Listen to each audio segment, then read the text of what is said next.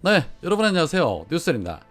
한 주가 시작되는 월요일입니다. 내일 민주당은 의총을 갖고 검언 정상화 입법에 대한 총론을 모으고 문재인 대통령 임기 내에 검언 정상화 입법 처리를 위한 강행 처리를 예고한 상태입니다. 비록 많이 늦었지만 그럼에도 불구하고 국민들의 의견을 들어 마무리를 잘 해줬으면 좋겠습니다. 민주당이 입법 강행 의지를 보이자 지금 국임당과 검찰, 언론이 하나가 돼서 난리도 이런 난리가 없습니다. 기레기들은 일개 검사들의 발언을 인용하며 마치 검찰 정상화가 민주주의 근본을 뒤 흔드는 것 마냥 엄풀질을 하고 있고 국민의 안전을 위협하는 행동이라고 대국민 선동을 대대적으로 펼치고 있습니다. 검찰 역시도 자신들의 밥그릇이 걸려있는 문제라서 모든 역량을 동원해서 반대 입장을 피력하고 있습니다. 그런 가운데 오늘 김호수 총장이 전국 지검장 회의 모두 발언에서 이런 말을 했다고 합니다. 검찰의 수사 기능이 폐지가 된다면 검찰총장인 저로서는 더 이상 직무를 수행할 아무런 의미가 없다.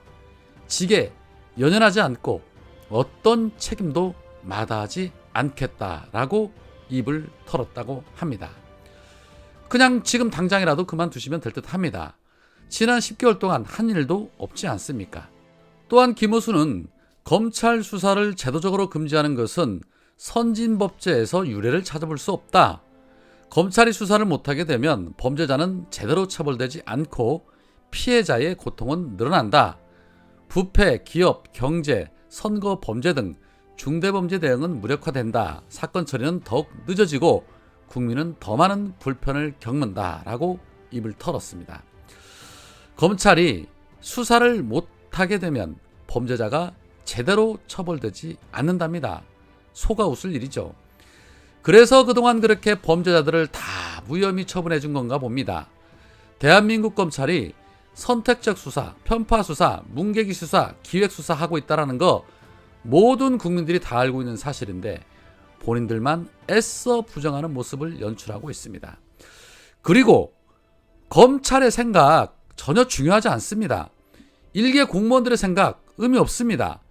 주권자인 국민들의 생각이 중요한 것이지요. 공무원들은 주권자가 요구하는 대로 따르면 될 일입니다. 그것이 바로 헌법 가치입니다. 법을 집행하는 자들이 국민의 목소리에 귀 기울이지 않고 자신들의 기득권 지키기와 이권에만 눈이 멀어서 집단으로 반발하고 있다는 거 삼척 동자도 다 알고 있습니다. 그리고 김호수 총장 역시도 인사청문회 당시 수사 기소 분리에 대해서 찬성 입장을 분명히 밝힌 바 있는데 역시나 검사 출신들 믿을 수가 없습니다. 자, 김호수가 이렇듯 자신의 직까지 걸면서 반대하는 모양새를 보이는 걸 보니까 조만간 개혁을 핑계로 사의를 표명할 것 같다는 생각이 듭니다. 윤석열이 최측근들을 시켜서 김호수 물러나라고 했을 때 그냥 물러나기에는 명분이 없으니 이번 기회를 이용해 물러나면 자신도 검찰을 위해 헌신했던 사람으로 기록될 수 있다라고 판단하는 것이 아닌가 생각됩니다. 그래야 예우를 받을 수 있다고 판단한 것이겠지요. 김호수의 이 같은 발언에 민주당의 김용민 의원은 이렇게 말합니다. 청문회 때 수사 기소 분리 찬성했던 분인데 왜 임명되고 말을 바꾸시나 모르겠네요. 청문회 당시 수사 기소 분리 반대하는 후보자라면 저는 분명히 반대할 것이라고 했고 당시 김호수 후보자는 찬성 입장이라고 해서 제가 따로 반대하지 않았었습니다. 라고 말했습니다. 이건 윤석열도 마찬가지지요.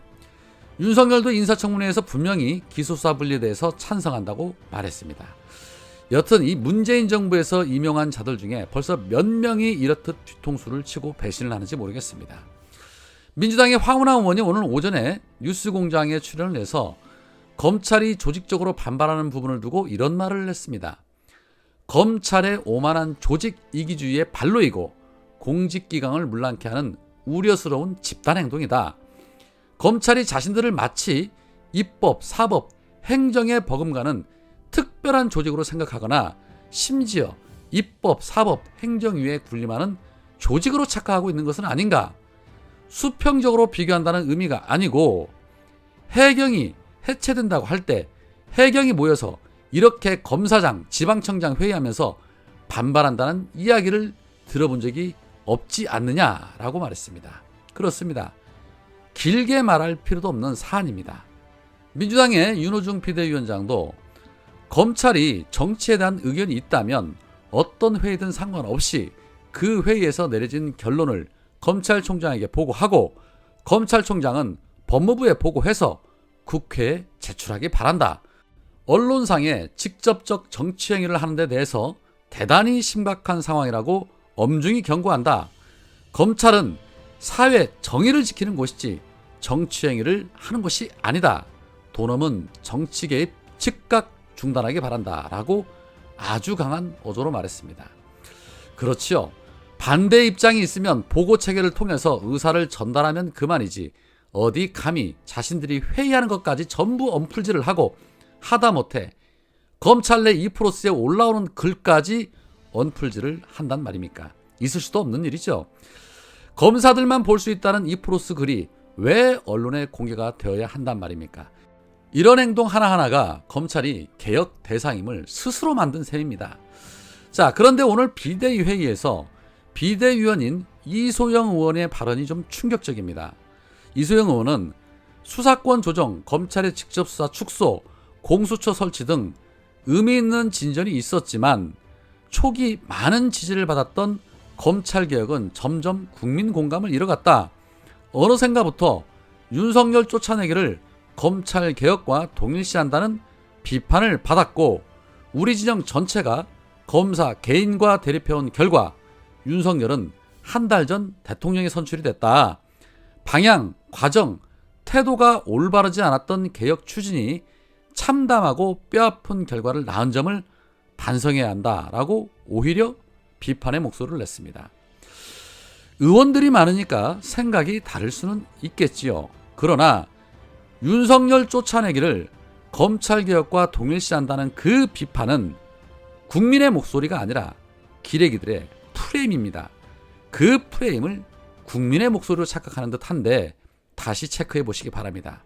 그리고 겉표면적으로는 좀 더 신중하게 접근해야 한다고 신중론을 펼치고 있는데 딱 누구의 모습이 그려집니다. 그놈의 엄중 신중 모드 정말 징글징글합니다. 자, 또 다른 한편 원희룡이 국토부 장관으로 지명이 되자 지금 제주도는 난리가 났다고 합니다.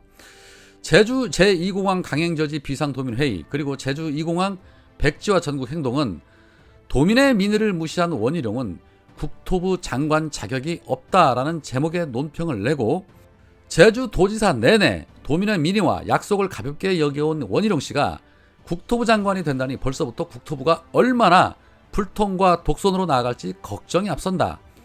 원희룡은 영리병원 도민 공론화로 나온 허가 반대 결과를 무시하고 조건부로 허가해서 국가의 공공의료체계에 심각한 구멍을 낸 장본인이다.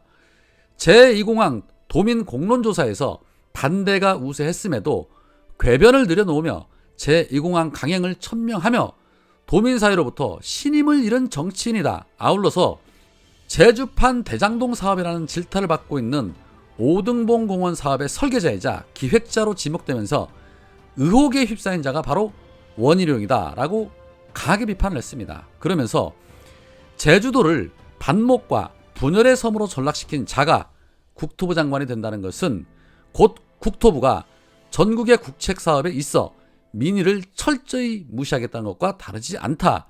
국토와 환경을 파괴하고 기후위기를 더욱 심화시켜 국민을 불행하게 만들겠다는 선전포고나 다름없다. 선거 내내 공정과 상식을 강조해온 만큼 이미 결정난 민의를 뒤집는 원희룡 씨를 정부 구성원으로 받아들이는 것은 있을 수 없는 일이다. 원희룡이 국토부 장관이 된다면 도민의 분노가 불같이 타오를 것이다 라는 점도 명심하기 바란다 라고 목소리를 높였습니다. 제주 도민들조차도 이렇게 반대하고 난리인데 국토부 장관이라뇨. 원희룡의 인사청문회 기다려집니다. 재미있는 한 편의 드라마가 나오지 않을까 하는 생각이 듭니다. 딱 검증은 조국 전 장관 가족만큼 하면 됩니다. 오늘은 여기까지입니다. 고맙습니다.